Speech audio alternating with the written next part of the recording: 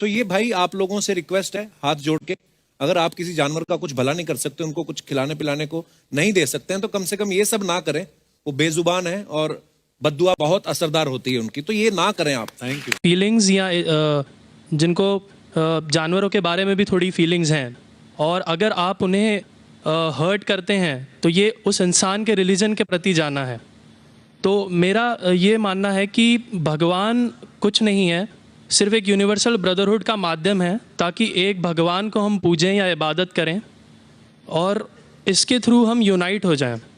तो मेरा सवाल ये है कि हम हमेशा भगवान को इस तरह तोलते हैं कि उसे इंसान की तरह फीलिंग्स हैं, वो हमें सज़ा देता है, हमें रिवॉर्ड करता है, पर हमारे अलावा इस यूनिवर्स में, मैं उस वर्ड पे स्ट्रेस करूँगा, यूनिवर्स में जानवर भी हैं जिनका काम इस भगवान के बिना चल रहा है, जिनमें कोई फीलिंग्स नहीं है, ना वो कुरान पढ़ते हैं ना बाइबल पढ़ते हैं। वो भी जीवित हैं, हम भी जीवित हैं। हमें एक गुमान हो गया है कि हम थोड़े स्मार्ट हैं, पर वो भी इस सृष्टि का हिस्सा हैं। तो इस यूनिवर्सल ब्रदरहुड में उनके प्रति हमारी भावनाएं के बारे में कुछ जिक्र, और मैं जानना चाहूँगा कि क्या पैंथीज़म इसका एक सॉल्यूशन नहीं है, क्योंकि इसमें हम किसी एक इंडिविजुअल को वर्शिप नहीं करते। जैसा कि जुडाइज़म में कहा गया है कि I am a jealous God, और एक जेलस एक ऐसा इमोशन नहीं है जिसे हम पूज सकें मेरे हिसाब से। पर अगर हम पैंथीज़म को एक सॉल्यूशन माने तो ये एक ऐसी चीज़ है जो हमेशा रही है। पेड़ हमेशा रहे हैं, ये यूनिवर्स हमेशा रहा है, जबकि धारणाएं, डेफिनेशंस भगवान की हमेशा बदलती रही हैं। तो अगर हम गॉड को कांस्टेंट के रूप में देखना चाहते हैं और इसे एक माध्यम बनाना चाहते हैं आपसी भाईचारे का, आलमी भाईचारे का, तो क्या पैंथीज़म इसका एक सॉल्यूशन नहीं है? भाई साहब ने सवाल पूछा कि यूनिवर्सल ब्रदरहुड हम सिर्फ इंसानों तक महदूद रह गए हैं, क्या जानवर में जान नहीं है? और ये भगवान को हमने खुद बनाया ताकि आलमी भाईचारा रहे, लेकिन क्या पैंथीज़म इसका सल्यूशन नहीं है कि भगवान को हम दूसरे रूप में देखें? भाई साहब का अच्छा सवाल है। सवाल के दो हिस्से हैं। पहला एक हिस्सा है कि यूनिवर्सल ब्रदरहुड सिर्फ महदूद इंसानों तक क्यों, जानवर पेड़ पौधों को क्यों नहीं लिया गया? दूसरा सवाल, क्या पैंथीज़म इसका सल्यूशन नहीं है? पहले सवाल का जवाब कि यूनिवर्सल ब्रदरहुड, आलमी भाईचारा के अंदर हम बाकी जीवित चीज़ों को क्यों नहीं लेते?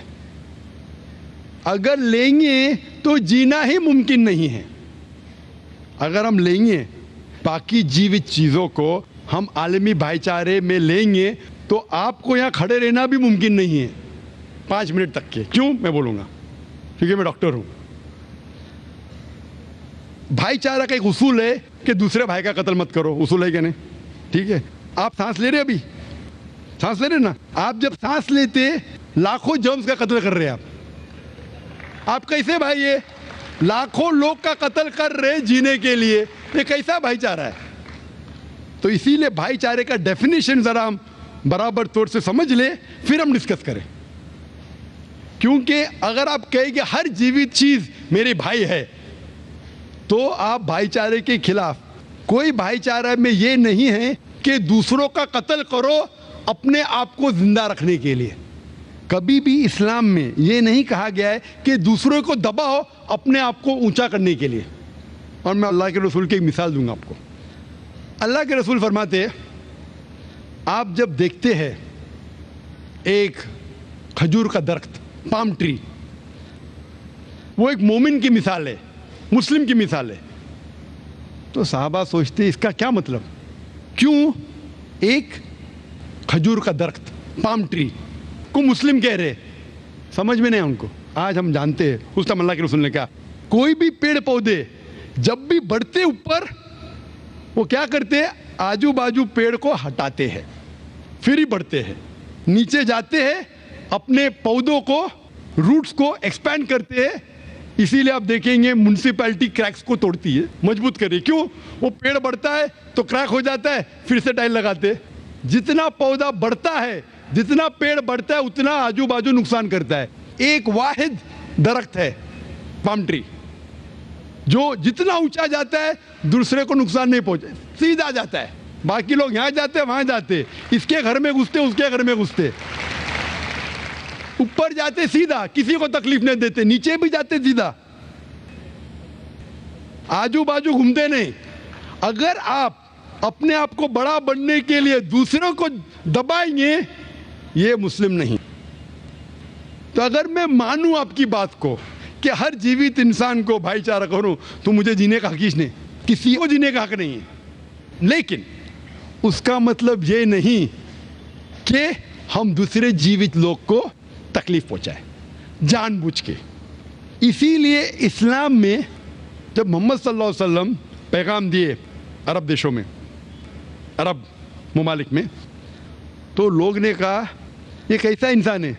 जब अल्लाह के रसूल ने कहा कि ऊंट के ऊपर ज्यादा वजन मत डालो, हराम है, घोड़े को ज्यादा तकलीफ मत दो, तो लोग कहने लगे ये तो अभी इंसानों की हुकूक की बात कर रहा था, अभी जानवरों की हुकूक की बात कर रहा है।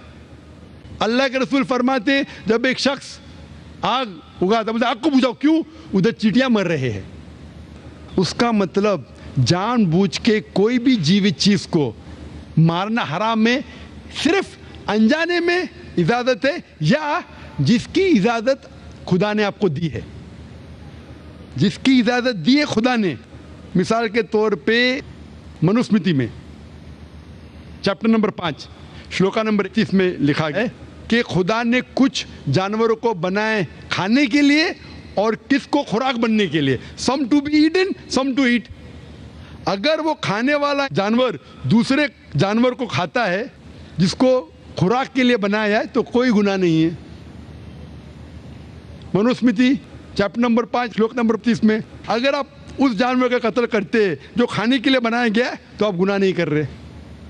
Manusmriti chapter number 5 shloka number 39 में सैक्रिफिशियल एनिमल, जो एनिमल कुर्बानी के लिए बनाए गए, उसकी कुर्बानी देना गुनाह नहीं है। मैं क्यों हिंदू धर्म से कह रहा हूँ, मुस्लिम से भी कह सकता हूँ, बहुत से हवाले। उसका मतलब हमें किसी को तकलीफ नहीं देना चाहिए। लेकिन अगर अनजाने में चलते चलते चींटी मर गई, तो आप बाहर चले नहीं सकेंगे, आप सांस लेंगे जर्म। तो अल्लाह ताला ने जर्म को पैदा किया है मरने के लिए आमतौर पे, तो आप गुनहगार नहीं। मालूम कुछ जैन लोग मास्क पहनते तो भी मरते, पानी को उबालते, उबालने से मार रहे, उबालने पानी पी के फायदा क्या? अंदर मारने के बदले बाहर मार रहे, क्या फायदा? ये मुमकिन ही नहीं है। लेकिन जानबूझ के कोई जानवर को, और एक मिसाल दूंगा, हमारे खतीब जुमा नमाज पढ़ाए थे कल, डॉक्टर उस्मान, उनने अपने खुतबे में मिसाल दी थी। क्या एक औरत थी जो बहुत बेहया थी, क्या कहेंगे, जो आम तौर पे लोगों की जीनत थी। मैं लफ्ज़ उर्दू ज़रा मेरी कमज़ोर है, मैं किसी को ठेस नहीं पहुंचाना चाहता। इंग्लिश में कहेंगे नॉट विथ गुड कैरेक्टर, बाजारी औरत। ज़रा मैं ऐसे लफ्ज़ इस्तेमाल करना चाहता हूँ किसी को चोट पहुँचे, तो बाजारी औरत थी जो बहुत गुनाह करती थी। लेकिन एक वक्त एक कुत्ते को पानी पिलाया, तो अल्लाह के रसूल फरमाते सिर्फ वो एक अच्छे अमल के वजह से खुदा ने उसे जन्नत में डाला। बाजारी औरत गलत काम करती है, जिना करती है, एक अमल क्या की, एक कुत्ते को पानी दी, इंसान को नहीं कुत्ते को, और अल्लाह उसे जन्नत में डालता है। दूसरी तरफ एक अच्छी औरत, नेक औरत, लेकिन एक बिल्ली को बंद करती है, चेन करके रखती है, उसकी आज़ादी को कैद करती है, अल्लाह ताला उसको जहन्नम में डालता है, नरक में डालता है। इसे कहते हैं जानवरों के हुकूक। मतलब जानवरों के भी हुकूक इस्लाम में हैं। अल्लाह के रसूल फरमाते कि चिड़िया की जान भी मत लो बिना वजह। चिड़िया, स्पैरो, आप पढ़ेंगे कुरान में और हदीस में कई इसके पर लेक्चर। तो इसलिए हम मानते हैं कि जीवित चीज का हमें एहतराम करना चाहिए, उसके रूल रेगुलेशन है। बोलेंगे सब जीवित चीज मेरे भाई है, नहीं भाई, सब भाई नहीं है। अभी कुछ लोग इतना करते, कुत्ते के पीछे हर महीने लाख रुपया खर्चा करते। अरे गरीब लोग मर रहे, लाख रुपये से 10 घर हर महीने लाख रुपया अपने पूडल के ऊपर डालते हैं। लाख रुपये से कम 10 घर तो चलेंगे ना महीने, 20 घर चलेंगे मुंबई में, हाँ के नहीं? वो 20 घर को संभालो ना, एक पूडल को संभाल रहे। ये किधर का इस्लाम है? ठीक है, जानवर की कदर करो, इतना कदर मत करो कि उसके हाथ में चेन डालो सोने की, ये करो, ये खाना लेके आओ। खाना लेके आते लाख रुपए का, आप समझ रहे ना? तो इतना मत इसराफ करो। इस्लाम के अंदर सिखाया गया है कि भाईचारा, जो मैंने जिक्र किया, बट जानवरों को भी देखो और उसके साथ अच्छा बर्ताव करो। बिना वजह किसी जानवर का कत्ल मत करो।